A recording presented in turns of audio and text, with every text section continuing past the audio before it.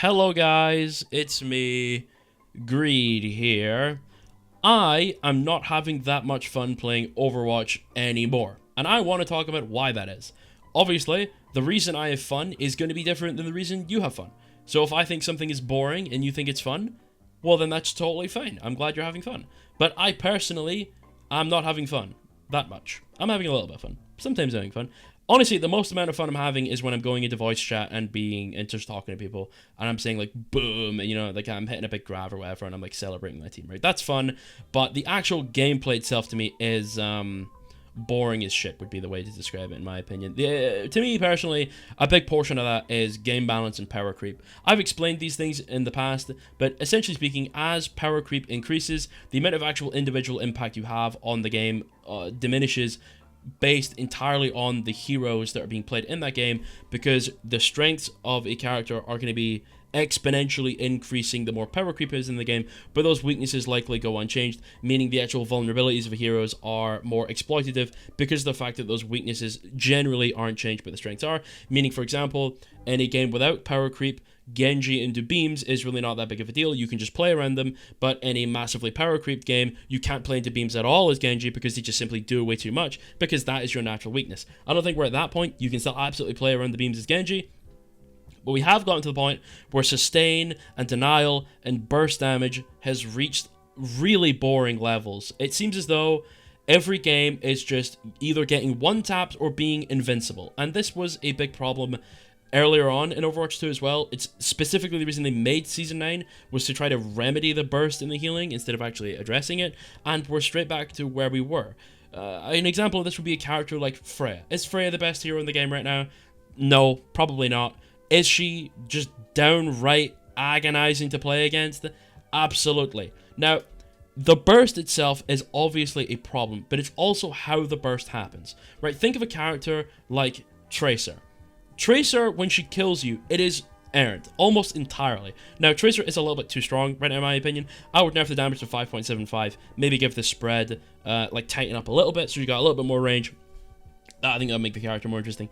But yeah, a little bit too much damage right now. So, for a Tracer, in order to get, if you're a support character, and the Tracer wants to get in the backline to kill you, there are a lot of skill checks that a Tracer needs to understand first. She needs to be able to know how to set up pre-fight, she needs to understand where she needs to set up, she needs to know how to path over you, she needs to know how to rotate properly based on what her team's doing, she needs to know how to duel properly, she needs to manage her cooldown so she can actually get into the backline, she needs to win all those trades to get into the backline as well, then she needs to execute mechanically on you with the perfect positioning and so on, with an escape route plan and so on. There's a lot that goes into playing Tracer properly. More than I could ever explain in a short explanation, right?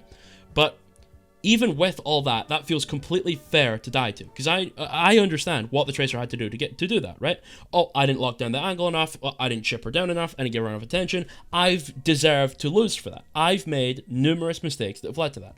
But when I die to a Freya, I don't get that feeling. All I feel is agony. It's misery. It's boring, because I don't respect the way that Freya kills me in this game. It feels unfair, because Tracer has to go all through all of those skill checks and then execute mechanically perfectly in order to get her kill. But Freya's skill check is just getting you on her screen. If you're on her screen, she's passed her skill check. She can now kill you, and there are only a couple of things in the game that can prevent it, most of which being things that you likely yourself are not going to be possessing, because you're more likely to be on a hero that doesn't have those things than does have those things, right? You're more likely to be on a character that isn't Kiriko, is basically what I'm saying, right? So, when that Freya peeks me and double darts me and I die, I don't sit there and go, oh, what can I have done better here? Oh yeah, maybe I peeked the wrong angle, I didn't respect that angle, and so on, because I don't feel as though that is Overwatch to me. I don't want to play Valorant when I'm playing Overwatch. I don't want to play Counter-Strike when I'm playing Overwatch. I want to play Overwatch. I want to play the cooldown trade game. I want to play the tank trade game. I want to play fighting for angles. I want to play with my team. I want to synergize. I want to ult combo. I want to do cool shit with my team. I want to go off and flank for the 1v1. I want to fight for map control. I don't want to peek and be blown up immediately because it's boring. And I also don't want to be in scenarios where I'm obviously trolling and I'm badly positioned, but I'm fine because I've got double burst heal on my team and I just live forever. It's the same thing with like Roadhog. When it's Ryan v Ryan or Ryan Zarya v Ryan Zarya, I'm like, okay, bubbles out, let's walk. Okay, 3, 2, 1, speed, let's go. We're swinging, throw up shield block, shower, big play. You know what I mean? But it's Hog v Hog. It's a me fishing.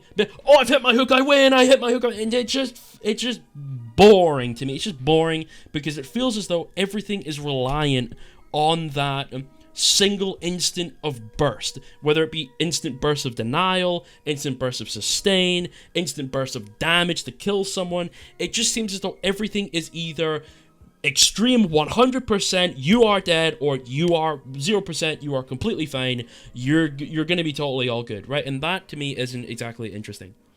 So, another problem I have with the game is the minimal carry potential in the game. I just don't think there is enough. I think it's too easy to win games by swapping heroes. I think it's way too easy to win the game by counterpicking. I think it's way too easy to win the game by hard marking people. And people might say that is in itself carry potential, but I wouldn't consider it to be skill-based carry potential. For example, if I know the enemy team doesn't have any hit scan players, I load into a GM lobby and I go, hey, look at that, they've got a Junkrat one trick, and they've got like a Torb player. Okay, well, we'll just go pharmacy. And it's like, did I actually win because I was skilled? Now, maybe I'm actually a good Pharah player. Maybe I win because I am good at Pharah. But I don't feel as though I actually won the game because I was good. I feel like anyone could have locked Pharah there and won the game because they didn't have any hit scan players. And we banned D.Va, so what are they going to do? And it's a similar thing for like other cases as well. It's like, oh, we have Havana, we have a Widow player. They don't have a Widow player.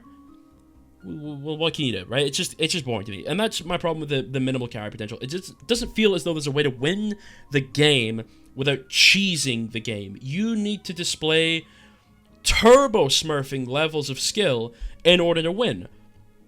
I don't think it should be the case that you can be like a top 10 player in ranked and then get thrown into a Masters lobby and struggle. That's insane. There should be enough carry potential in the game for you to just hoist the whole team on your back and solo the game with like 95% accuracy.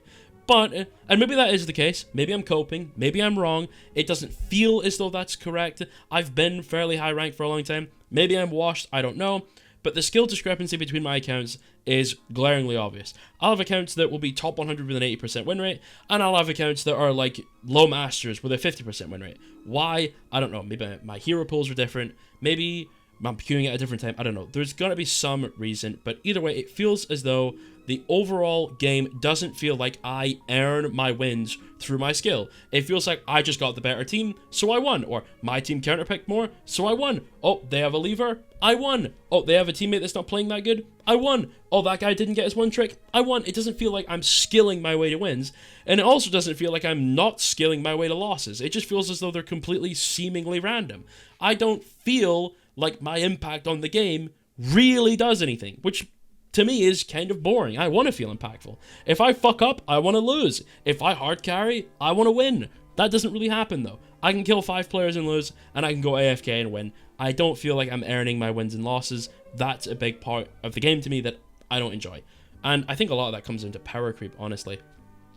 But that's a good way, or segue, into matchmaking quality. Now, I prefer lower match quality for increased queue times, or for lower queue times, I mean, right? I honestly don't mind when the game quality isn't great, right?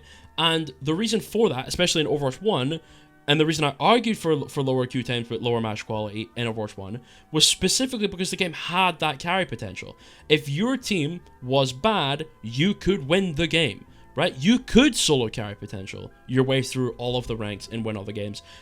And you can still do that today. Obviously, if you're a champ player, you can get into champ again. If you start in gold, you can. My problem is it just takes a fuckload of time because it's so difficult to carry these games.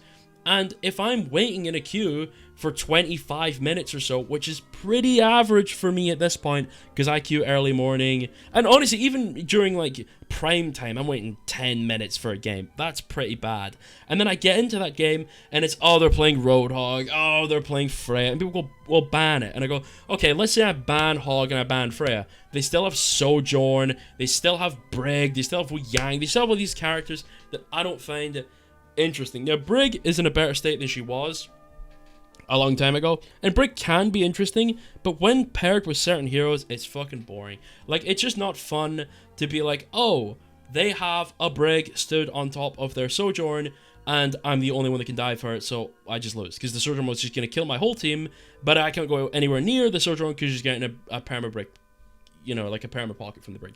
And it's just like kind of fucking boring, dude. I just find it not very interesting. I think it's absolutely a thing that should be in the game. You should be able to win the game like that. That Brig's probably a smart player, knowing where his win potential is, where his win condition is keeping his Sojourn alive. But then, if I'm on Genji, why can't I dive that? Like, my character is supposed to be dive, and I get it. It's 2v1. I'm supposed to lose a 2v1, but like, they're like mid-diamond players. I'm better than a mid-diamond player, at least in my opinion. People are going to be like, no, you're terrible. Fair enough, I am bad. But like, I'm better than a mid-diamond player. If I'm dashing in 1v2 against mid-diamond players, I should pretty consistently win if I'm this much higher ranked than them. But it doesn't feel like it's the case. I feel like I just lose. My hero gets gapped. And then I go, fuck it, I'll pick Roadhog, and I just win. And it just, that's what I mean when I'm cheesing my way to the win. I don't feel like I earned the win picking Roadhog. It just feels like bullshit. And then, obviously, there's just a lot of problems, right? So the Q time's fucked. The matchmaking quality's fucked. There's no solo carry potential. It really doesn't feel like it. There probably is, but it doesn't feel good to participate in. I can counterpick all day and win every game. It's not exactly very interesting gameplay. But yeah, anyway, to me, that just makes the game kind of boring. But it is what it is. Obviously, people are going to disagree with me. People are going to agree with me. It happens. But that's some of the reasons why I don't find Overwatch to be particularly interesting right now. You might disagree. You might say, actually, no, I love all those things about Overwatch. I love queuing my 6-stack and having to work together to win. Fair enough, dude. I love that for you, personally. I do. But I don't love it for me. So maybe I need a break, which is what the plan is. Anyway, I love you all. I hope you all have a good day. I don't know what I'm going to do. I'm probably going to make variety content again because it'd be funny. I want to make an Armor Reforger video. I just started playing that game. I'm new to it. I've been having a really good time. And I'm probably going to make a video talking about the new player experience because I thought that'd be good. But it's going to take a while because I'm lazy. Okay, I love you. Goodbye. Have a good day. Have a good day. Have a good day. Goodbye. Goodbye. Goodbye. Goodbye. Goodbye.